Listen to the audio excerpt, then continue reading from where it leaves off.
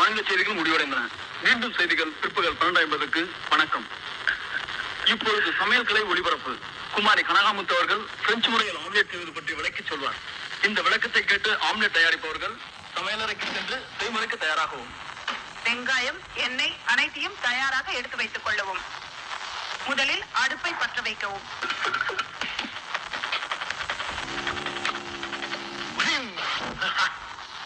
அதன் மீது தோசைக்கல்லை வைக்கவும்.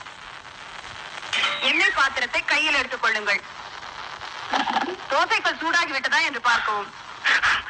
எண்ணெயை ஊற்றவும்.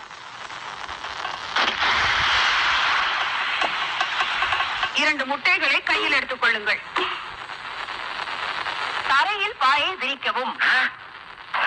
முட்டைகளை உடைத்து ஊற்றவும்.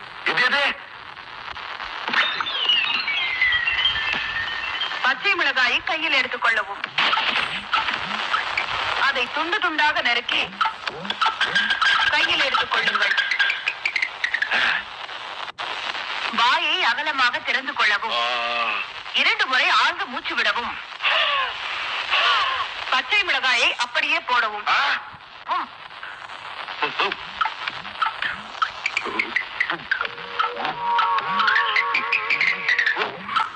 கால்களை சேர்த்து வைத்து நிற்கவும்.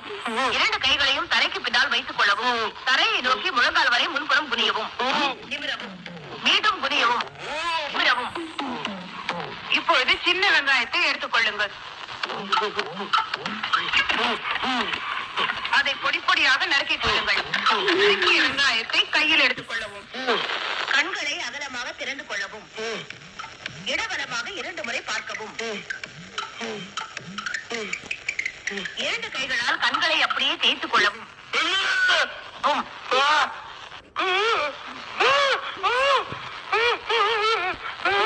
தரையில் கால்களை மடக்கி உட்காரவும். வலது காலை தூக்கி கழுத்தின் பின்புறம் அதே போல் இடது காலையும் போடவும்.